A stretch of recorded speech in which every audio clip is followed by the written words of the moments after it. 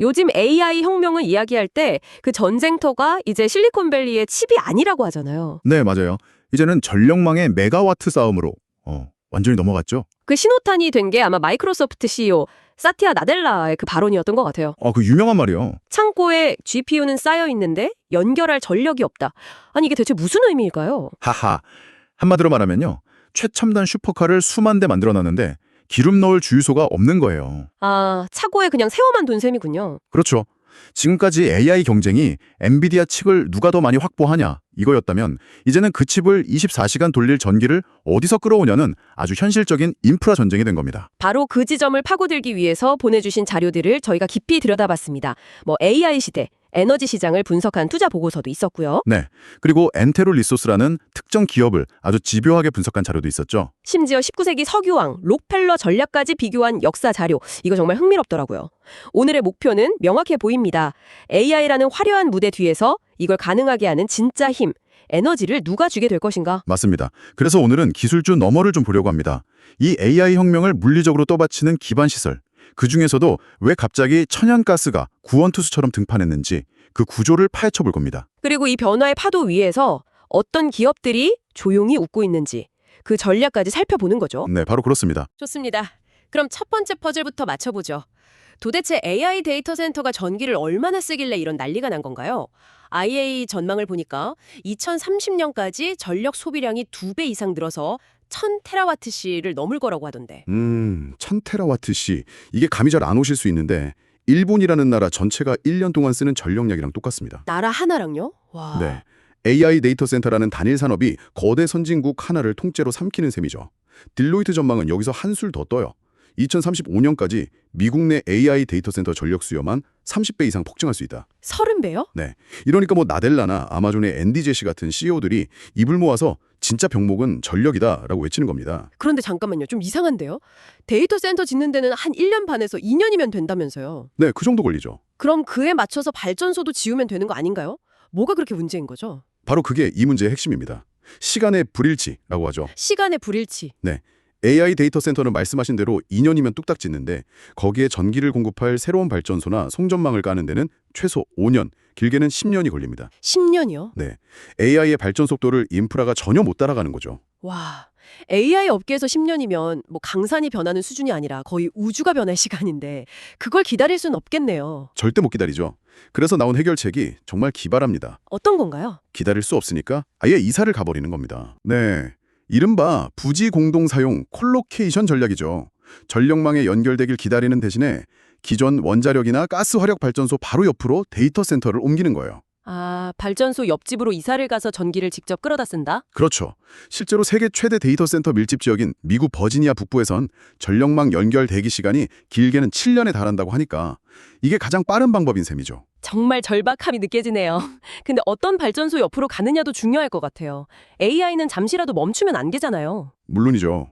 여기서 왜 하필 태양광이나 원자력이 아니라 천연가스로 결론이 나는지가 궁금해요. 지난 10년간 신재생 에너지가 제일 저렴하고 친환경적이라고 들어왔는데 갑자기 왜 외면받는 거죠? 아주 중요한 지적이십니다. 우리가 흔히 LCOE, 그러니까 균등화 발전 비용이라는 지표만 보면 태양광이나 풍력이 저렴해 보여요. 근데 이건 일종의 평균 비용의 함정입니다. 함정이요? 네. AI 데이터 센터에 필요한 건 평균적인 전력이 아니거든요. 1년 365일 24시간 단 1초도 끊기지 않는 기저 전력이 필요한 겁니다. 아, 그 간헐성 문제군요. 해가 안 뜨고 바람이 안 불면 그냥 끝이라는 거? 맞습니다. 실제 가동률을 보면 차이가 확 나요. 원자력은 92.5% 이상, 천연가스도 56% 이상 안정적으로 돌아가는데 태양광은 25%, 풍력은 한 35%에 불과하거든요. 차이가 크네요. 그렇죠. 이 간헐성을 메우려고 배터리 ESS를 설치하는 순간 비용이 그냥 폭증합니다. 자료를 보면 천연가스 발전 단가가 메가와트 시당 한 48에서 107달러인데 태양광의 배터리를 못 치면요. 얼마까지 올라가나요? 175에서 233달러까지 치솟아요. 경제성이 완전히 역전되는 거죠. 그렇군요. 그럼 신재생 에너지는 간헐성 때문에 안 되고 그럼 바로 천연가스인가요? 아니, 탄소 배출이 아예 없는 원자력이야말로 완벽한 24/7 기저전력이잖아요. 이게 정답 아닌가요? 이론적으로는 완벽한 대안이죠. 근데 원자력 역시 시간이라는 결정적인 약점이 있습니다. 아, 또 시간이 문제군요. 네, 새로운 대형 원전을 짓는데 10년 이상이 걸려요. 그리고 차세대 기술로 주목받는 SMR, 소형 모듈 원자로도 상업적으로 대규모 배치가 가능한 건 빨라야 2030년 이후입니다. 당장 내년부터 폭증할 수요를 감당할 수는 없겠네요. 그렇죠. 결국 신재생 에너지는 신뢰성에서, 원자력은 신속성에서 탈락하는 겁니다. 그래서 어쩔 수 없이 지금 당장 현실적으로 가동 가능한 유일한 대안으로 천연가스가 떠오른다는 거죠. 신뢰성, 유연성, 그리고 신속성. 이 세 가지를 다 만족시키는 거군요. 바로 그겁니다. 여기에 뭐 석탄보다 이산화탄소 배출량이 60% 정도 적다는 점도 빅테크 기업들이 ESG 비판을 최소화하면서 선택할 수 있는 명분이 되고요. 생존이 걸린 AI 패권 경쟁 앞에서 일단 천연가스라는 징검다리를 밟고 가겠다. 이런 현실적인 타협이군요. 네, 그렇게 볼 수 있습니다. 이야, 이야기가 점점 흥미로워집니다. 근데 이 전력은 미국처럼 천연가스가 풍부한 나라에서나 가능한 거 아닌가요? SK텔레콤이 AI 데이터 센터를 짓는다는 베트남 같은 곳은 어떡하죠? 거기서 바로 LNG라는 기술이 등장하는 겁니다. 액화 천연가스요? 네, 천연가스를 영하 161.4도로 냉각해서 부피를 600분의 1로 줄인 액체. 그게 LNG잖아요. 이렇게 만들면 거대한 보온병 같은 배에 실어서 전 세계 어디든 보낼 수 있죠. SK텔레콤의 전략이 바로 그거군요. 전력망이 불안정한 베트남에 아예 LNG 발전소를 통째로 지어서 데이터 센터에 직접 전기를 공급하겠다. 맞습니다. AI와 LNG가 하나의 패키지로 움직이는 거죠. 그런데 자료를 읽다가 제가 정말 무릎을 탁 쳤던 부분이 있었어요. 바로 냉각 시너지라는 대목이었습니다. 그거야말로 이 게임의 판도를 바꾸는 히든카드죠. 그게 뭔가요? 자, 액체 상태인 LNG를 다시 기체로 만들어서 발전에 쓰려면 열을 가해야 합니다. 이 과정에서 주변의 열을 엄청나게 흡수하면서 막대한 냉열 에너지, 그러니까 차가운 기운이 공짜로 생겨요. 잠깐만요. 차가운 기운이라고요? 데이터 센터는 기본적으로 거대한 열을 내뿜는 컴퓨터 덩어리고 그걸 식히느라 전체 전력의 30%까지 쓴다고 하던데요? 설마 네, 바로 그거죠. 그 공짜 냉기를 데이터 센터 냉각에 쓴다는 건가요? 정확합니다. LNG 터미널이랑 데이터 센터를 딱 붙여 지으면 전력도 공급하고 공짜로 에어컨까지 틀어주는 완벽한 시너지가 만들어지는 겁니다. 와, 에너지 비용이랑 냉각 비용을 동시에 잡네요. 이건 정말 일석이조인데요? 그렇죠. 완벽한 조합이죠. 이런 식으로 특정 지점의 병목 현상을 해결하면서 부가가치를 창출하는 전략, 어디서 본 것 같지 않으세요? 자료에서 언급한 19세기 석유왕, 록펠러요. 정확히 짚으셨습니다. 록펠러의 성공 비결은 석유를 많이 생산한 게 아니었어요. 그는 유전에서 도시로 석유를 옮기는 운송이라는 병목, 즉 철도와 파이프라인을 장악했습니다. 이걸 장악하니까 석유 가격 전체를 쥐고 흔들 수 있었던 거군요. 맞습니다. 그 전략이 지금 천연가스 시장에서 그대로 재현되고 있다는 거죠.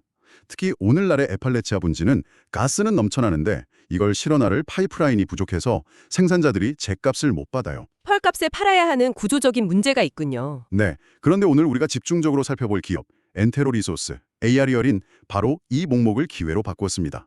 다른 회사들이 지역 내에서 울며 겨자 먹기로 헐값을 가스를 팔 때 이 회사는 생산량의 75%를 LNG 수출업부인 멕시코만까지 직통으로 보낼 수 있는 장기 운송 계략을 미리 선점해버린 겁니다. 그러니까 남들은 못 가는 고속도로를 혼자 전세 낸 거나 마찬가지네요. 그렇죠. 그게 바로 현대판 록펠러식 인프라 해자, 모트인 거죠. 경쟁사들이 발이 묶여 있을 때 엔테로는 글로벌 프리미엄 가격을 받으면서 유유히 수출한다. 이게 이 회사의 첫 번째 성장 엔진, 남쪽 엔진이군요. 네. 그런데 최근 여기에 정말 예상치 못한 두 번째 엔진이 장착됐다는 게 드라마틱합니다. 그게 뭔가요? 혹시 자료에 있는 지도 보셨나요? 엔테로의 가스전이 있는 에팔레치아 분지가 봤어요. 아니 버지니아의 데이터 센터 엘리 바로 옆이던데요? 바로 그겁니다. 의도하진 않았는데 세계 최대 데이터 센터 밀집 지역의 바로 뒷마당에 초대형 가스전을 갖고 있었던 거죠. 이게 바로 새롭게 떠오른 동쪽 엔진이군요. 네, 멕시코만까지 멀리 보낼 필요도 없이 바로 옆 동네 데이터 센터에 직접 가스를 공급하는 거대한 신규 시장이 열린 겁니다. 글로벌 수출과 내수 직판 두 마리 토끼를 다 잡게 된 거죠. 와, 완벽한 위치에 있었네요. 근데 이런 사업은 천연가스 가격 변동에 너무 취약하지 않나요? 가스 가격이 폭락하면 다 소용없잖아요. 좋은 질문입니다. 여기서 엔테로의 또 다른 숨겨진 무기가 나옵니다. 바로 NGL, 천연가스액입니다. NGL이요? 네, 천연가스를 뽑을 때 같이 나오는 일종의 부산물인데 전체 생산량의 30%나 차지해요. 중요한 건 이 NGL 가격은 천연가스가 아니라 국제 유가에 연동된다는 점입니다. 아하. 그러니까 천연가스 가격이 떨어져도 유가가 받쳐주면 NGL 판매 수익으로 손실을 메울 수 있다. 일종의 보험 같은 거네요. 정확합니다. 안전마진 역할을 하는 거죠. 그 덕분에 엔테로는 업계에서 가장 낮은 수준의 손익분기점을 자랑해요. 가스 가격이 MCF당 2달러 20센트 수준까지 떨어져도 현금 흐름을 창출할 수 있습니다. 웬만한 불황에도 버틸 수 있는 맷집을 갖췄군요. 그렇죠. 최근에는 HG 에너지라는 경쟁사의 핵심 자산을 인수하면서 기존 파이프라인에 바로 연결할 수 있는 우량가스전까지 추가로 확보했어요. 록펠러가 경쟁사들을 헐값에 사들이던 전략과 똑같습니다. 들어볼수록 정말 완벽하게 판을 짜놓은 것 같네요. 하지만 이런 흐름 속에서 기회를 잡는 기업이 엔테로 하나만은 아니겠죠. 물론입니다. 이럴 땐 가치사슬 전체를 봐야죠. 엔테로 같은 생산 기업이 있다면 그 가스를 실어 나르는 운송, 즉 미드스트림 기업도 있겠죠. 킨덤 오건처럼 파이프라인을 운영하는 이른바 에너지 고속도로 톨게이트 같은 회사들입니다. 아, 전기를 최종적으로 생산하는 발전, 다운스트림 회사들도 있겠군요. 그렇죠.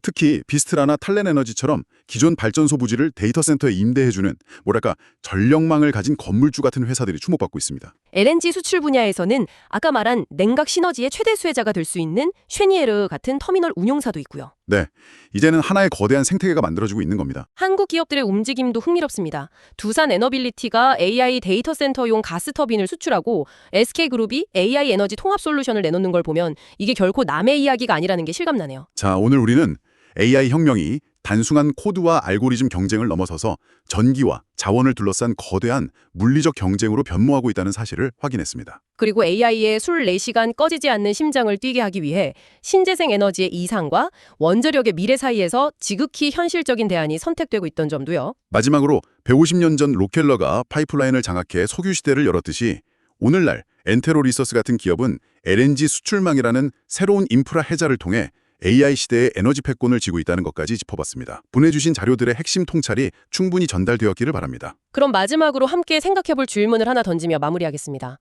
우리는 그동안 AI를 눈에 보이지 않는 클라우드 속, 뭐랄까 유령 같은 존재로 여겨왔습니다. 하지만 오늘 이야기를 통해 AI가 사실은 막대한 토지와 물, 그리고 전기를 집어삼키는 거대한 물리적 실체라는 걸 알게 됐죠. 우리는 지금까지 AI의 두뇌인 알고리즘에만 열광했지만 이제는 AI의 신체와 그 신진대사에 주목해야 할 때입니다.